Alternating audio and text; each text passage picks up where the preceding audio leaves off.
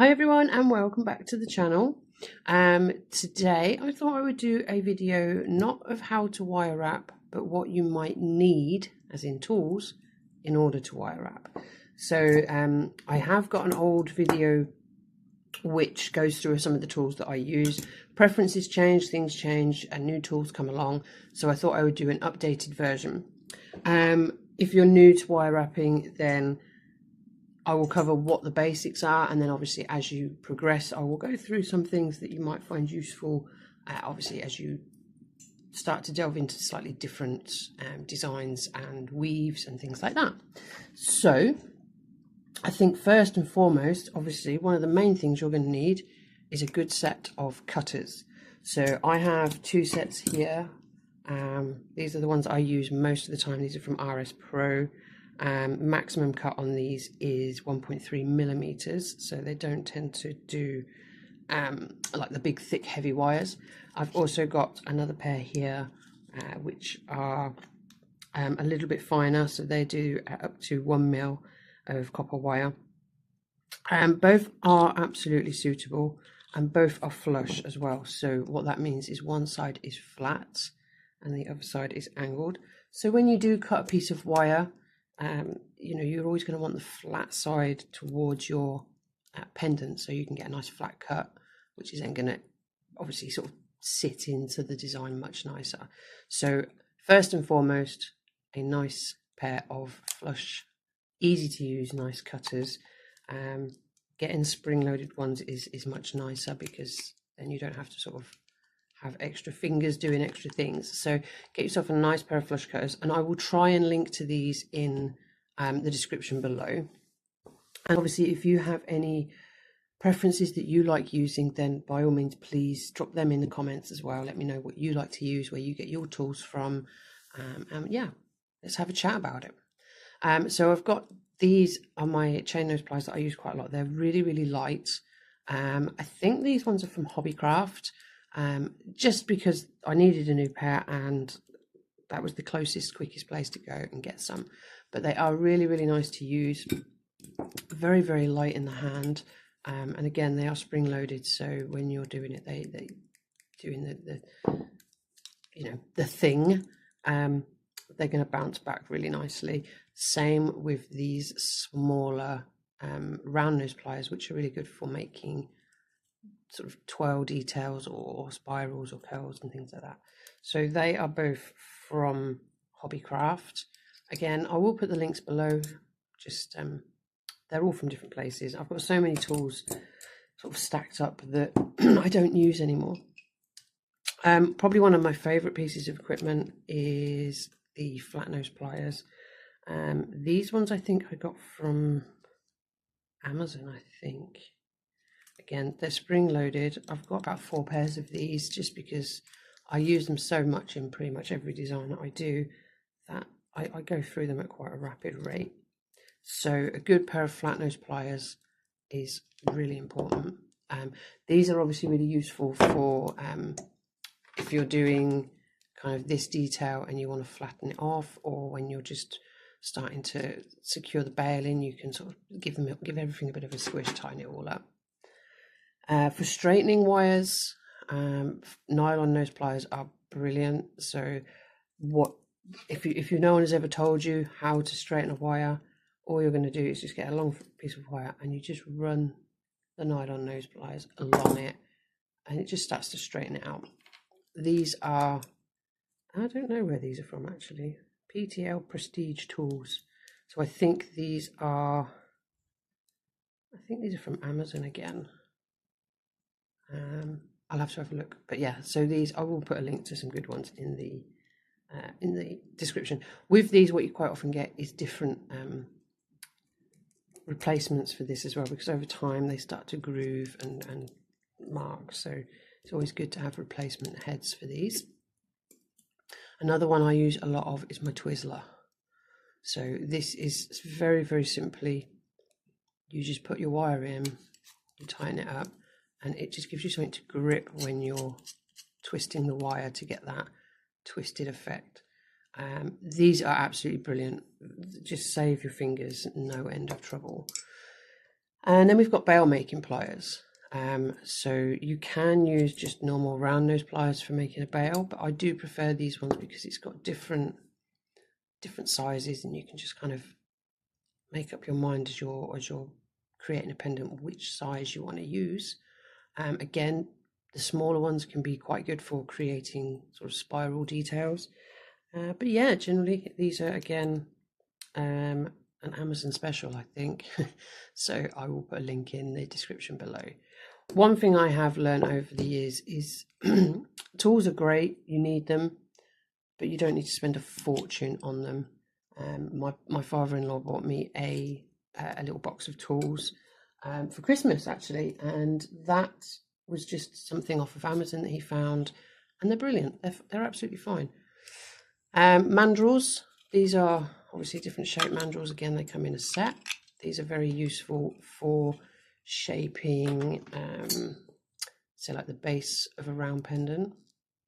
Very, very good for sort of getting a nice curve there.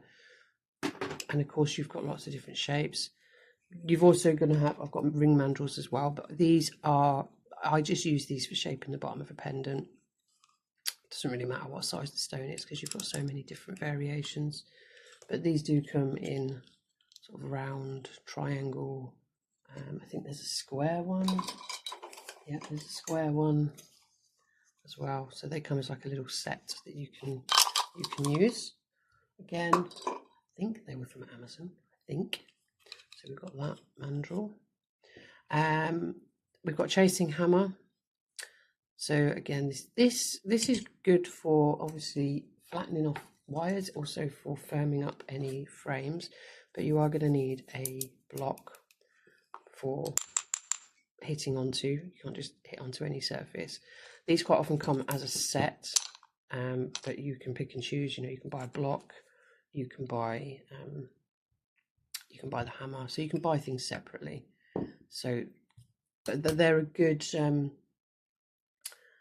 addition to the toolkit because, like I say, they are good for when you're hammering like a back frame or something, and I'm sure we'll cover those in a tutorial at some point. I've then got like a ring making kit here. So what's in here, let me turn this way. Oh, so we've got a sort of slightly lighter hammer, so this is good for hitting rings around the mandrel. I've got this wooden mandrel which is fully round. I've also got a metal one somewhere, I don't know where that's gone.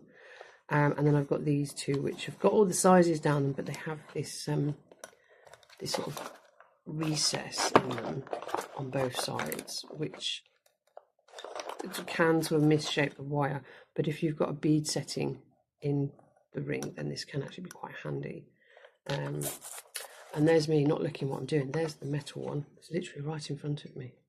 And again, what I've done on here is I've just kind of marked some of the sizes up here with a marquee, just so I know what size I'm doing. These are again something that you can pick up off of Amazon and the like. They come in a handy carry case, which is also very good because it helps keep them tidy. And then I have my foils. So this is more for when I'm doing statement pieces or heavier wire gauges and they just need a bit of smoothing off on the edge. So on one side it's got these larger files, and then on the other side we have much smaller ones that we can use for the same thing. Basically they're a little bit finer, which is good.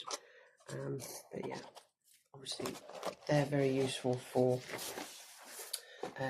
like I say, for heavier pendants and heavier wire gauges. And then this is my homemade tool. So I use this to make coils, and again this will be a video that will be on the channel at some point in the future.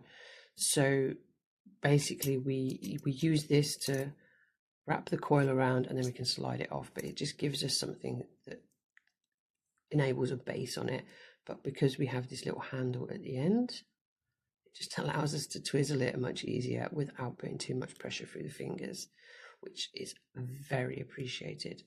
So that is just a big piece of copper that I had off a reel. I think it's 1.4 millimeters thick, so it's about 16 or 14 gauge. And I just hammered it, which gives it a bit of strength. And then I, like I say, just wind the coil around it and then slide it off the end. So that end's got nothing there. So yeah, and there is pretty much all the tools I use regularly. These are my like go-to dailies. So these are definitely my go-to dailies, like the pliers and the cutters and things like that. Occasionally I use the hammer and the block. I quite often use the mandrel for shaping the pendant. And yeah, I think really, as far as tools go, that's pretty much everything. I'm just sort of looking around me now at my workbench and I can't see anything else that grabs my attention. So I'm guessing, yes, that is pretty much all of it. So if there's anything there that helps, you know, I hope it helps, obviously, but if there's anything there that helps or anything there that sort of inspires a question, by all means pop it in the comments. Also, if you have any tools that you like to use, any particular brands or anything like that, just let me know in the comments, because it's always really, really nice to sort of compare what people are using and what people value and things like that. So yeah, just let me know in the comments what you like using, and yeah, I hope it helps. So don't forget to like and subscribe. Again, I just want to say a massive thank you to everyone who has already done so. It's really, really lovely to have you as part of the channel and have you asking questions and sort of chatting. And obviously, if you do try any of the wire wrapping tutorials that I have on the channel, please feel free to share your results with me. Please let me know how it goes. Share pictures with me either on Facebook or wherever. And yeah, just want to say thank you. Thank you for being here. Thank you for subscribing. So until the next one, guys, I will see you all very soon. Take care. Bye.